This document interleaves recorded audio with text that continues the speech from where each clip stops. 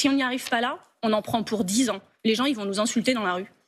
Et même moi, j'ai envie. Alors moi, je le ferai pas, mais j'en pense pas, moi. Vous avez envie d'en insulter certains. Mais... Et voilà, et je vais pas insulter les gens, je vais pas non plus me planquer sous la table parce que je me défilerai pas, mais l'ensemble des écologistes, je parle de moi en tant que chef de parti, des adhérents, des sympathisants, de nos électeurs, ils ont envie que ça marche. Les communistes, ils ont envie que ça marche. Donc qui n'a pas envie que ça marche ? On n'est jamais du côté des problèmes, toujours du côté des solutions. Donc la France Insoumise n'a pas envie que ça marche ? Mais vous focalisez sur la France Insoumise, je demande. mais le PS aussi. Si vous avez envie, mais vous voyez bien, il y en a un qui n'a pas voulu du Guet Bello, l'autre qui n'a pas voulu de Laurent Subiana, et qu'est-ce que ça fait en plus ? C'est que on lance des femmes comme ça en pâture, des noms dans la presse. Chacun fait son petit commentaire, mais on maltraite les gens. Alors, vous pensez-vous aussi aux électeurs ? Merci d'être avec nous, Dominique Sopo, président d'SOS Racisme. Vous êtes l'un des signataires de cette tribune diffusée dans le monde, dirigeant du nouveau Front Populaire. C'est le titre de cette tribune. Soyez à la hauteur des espoirs et des attentes de la population. Je reviens dans quelques minutes vers vous. Juste, encore une fois, le temps pour nous de bien poser les choses bien à plat. Pierre Jouvet, député européen et secrétaire général du Parti Socialiste, était l'invité aussi de notre matinale très riche sur LCI. Et il se demande une chose à votre sujet, Aurélien Saint-Toul, au sujet des Insoumis. On va l'écouter, vous allez lui répondre. Je pense qu'on est dans un moment où le peuple de gauche s'impatiente, nous trouve collectivement ridicules. Il faut dire les choses telles qu'elles sont. Et on doit dire qu'il y a une forme de ridicule dans cette situation. Et donc, je pose la question de manière très simple. Les Insoumis souhaitent-ils, oui ou non, gouverner ? Alors, est-ce qu'on est dans ce moment-là où on est face au mur ? Alors, on l'a entendu, bien évidemment, il y a les écologistes, mais ça commence à monter cette petite musique, à savoir, est-ce qu'ils n'ont pas envie juste de jeter de l'huile sur le feu dans une situation déjà compliquée ? Et la question est légitime, elle commence à vous être posée. Est-ce que vous avez envie de gouverner ? Bon, alors, merci de m'inviter. D'abord, je crois que la bonne méthode, ce ne serait pas de s'interpeller par médias interposés et de se poser la question de la raison de la négociation et éventuellement du blocage. Parce que, évidemment, vous savez... Moi aussi, je suis un électeur de gauche. Moi aussi, je suis un électeur du nouveau Front Populaire. Et j'aurais souhaité que dès le soir de la victoire, Emmanuel Macron prenne son téléphone et appelle Manuel Bompard. Oui, mais vous n'arrivez pas à sortir un nom, donc il fallait qu'il appelle chaque chef de parti. Non, s'il vous plaît. Permettez-moi d'avoir juste un raisonnement et de le présenter tranquillement. Donc j'aurais voulu que le président de la République respecte la Constitution et que le soir de l'élection, il appelle Manuel Bompard directement, qui est le coordinateur du mouvement qui est le plus important au sein du nouveau Front Populaire, pour lui demander si éventuellement il pouvait assumer les fonctions. C'est-à-dire la France Insoumise, c'est ça. Mais c'est le principe en fait d'une coalition, c'est comme ça que ça se passe. Quand il a proposé à Madame Borne d'être Première ministre, il l'a fait sur la base de résultats électoraux qui plaçaient son parti comme la première force d'une coalition, pas le premier parti du pays, mais comme le premier parti d'une coalition. Ça, c'est le point de départ. Qu'ensuite, il y ait une discussion au sein du nouveau Front Populaire sur la personne qui doit être Première ministre ou Premier ministre, ça me paraît tout à fait normal. Ce que je trouve étonnant, c'est que des personnes qui déplorent sans cesse le manque de culture du compromis qui serait l'apanage de la politique française, trouvent aussi problématique qu'il y ait précisément une discussion. Cette discussion, elle a sa légitimité, elle a sa noblesse. Alors évidemment, j'aurais voulu que tout ça soit réglé d'un coup. Ce n'est pas le cas. Vous savez, des propositions, on en a fait beaucoup. Les Insoumis en ont fait beaucoup. Ils ont proposé évidemment des Insoumis.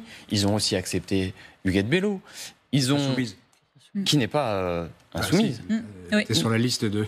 Mais parce que... C'est pas n'importe quoi, elle est insoumise. Oui, mais... le sait. Enfin, excusez-moi, monsieur Geoffrin. Mais vous êtes tout excusé. Mais sur n'importe quelle liste, il y a des candidatures d'ouverture.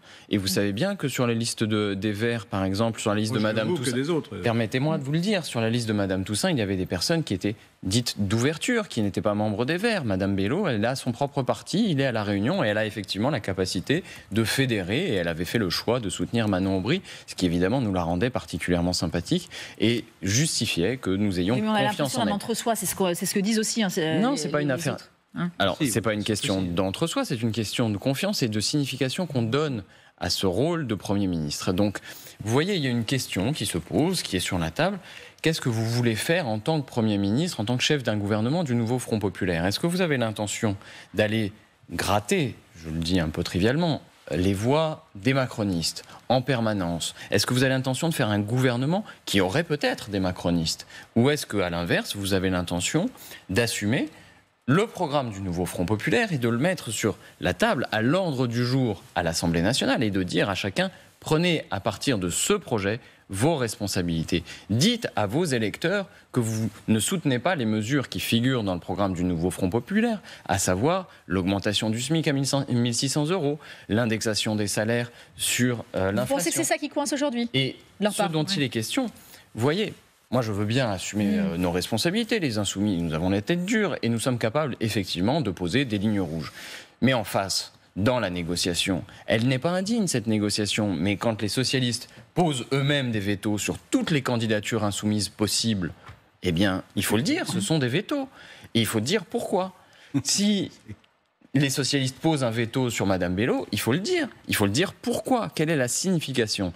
Et si nous considérons par exemple... Et vous l'avez assez dit sur Laurence Toubiana? Pourquoi? Bien sûr, nous l'avons expliqué. Madame Toubiana, qui est une personne tout à fait honorable par ailleurs, mais il y a à peine 5 jours, elle signait un texte expliquant qu'il fallait d'ores et déjà renoncer au programme du nouveau Front populaire. Il fallait d'ores et déjà l'amodier ou le mettre en discussion avec d'autres que des forces du nouveau Front populaire.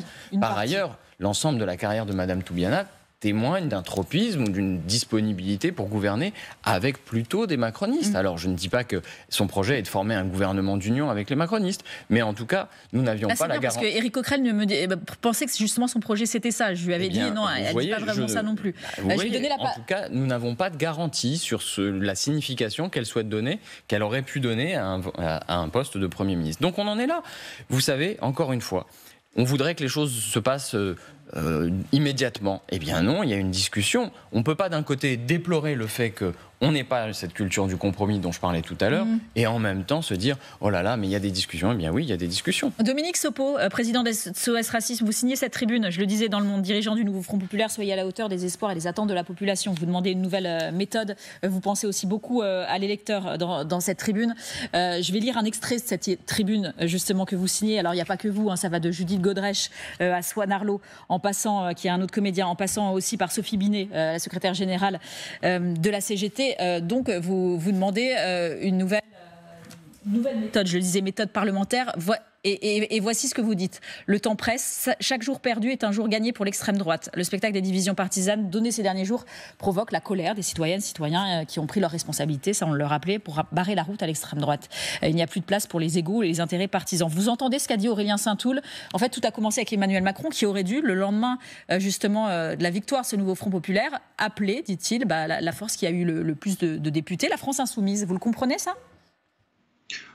On peut comprendre qu'il y ait une critique d'Emmanuel Macron. Je pense d'ailleurs que si le pays est dans la situation que nous vivons ces derniers mois, c'est en grande partie du fait d'Emmanuel Macron, de la politique de brutalisation démocratique qu'il a exercée, notamment depuis 2022, et on se souvient de la séquence sur la réforme des retraites, et que ça n'est pas pour rien dans le score de l'extrême droite. Donc Emmanuel Macron a évidemment une responsabilité. Donc là, sur ce point-là, vous êtes d'accord? Une fois qu'on a dit ça, je pense que les différents partis de gauche qui ont fondé le nouveau Front populaire n'attendaient pas d'Emmanuel Macron un comportement très différent de celui qu'il est en train d'avoir. Donc je pense qu'une fois qu'on a dit qu'Emmanuel Macron brutalisait d'une certaine façon les institutions et sa dissolution en a été une nouvelle illustration, dont acte.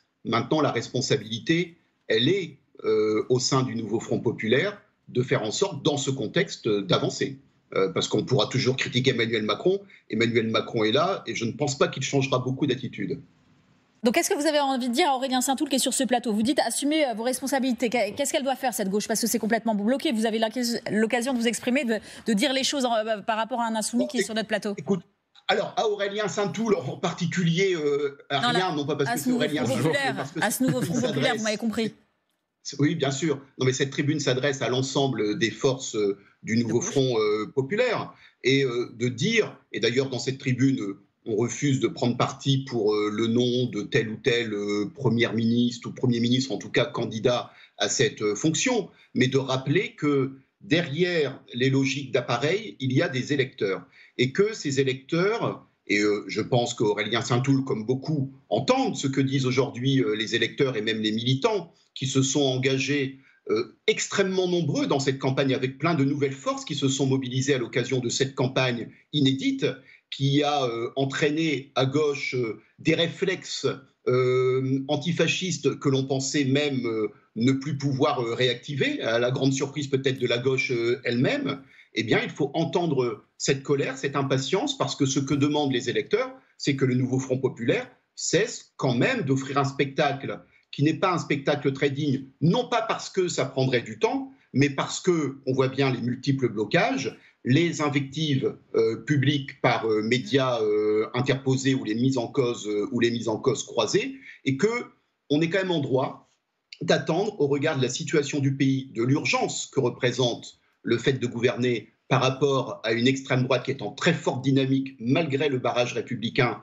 qui a permis de minorer le poids de cette force au sein de l'Assemblée. Au regard de cette urgence, eh bien, nous sommes en droit de rappeler l'impatience qui est la nôtre et qui est celle plus généralement du peuple de gauche et même plus généralement, j'allais dire, des citoyens français, parce que je pense que ça va au-delà même des électeurs de gauche, cette impatience à avoir enfin une situation où il y a un gouvernement qui se met en place et qui applique notamment autour du programme qui est arrivé en tête des mesures sociales, des mesures démocratiques, des mesures antiracistes qui font cruellement défaut aujourd'hui.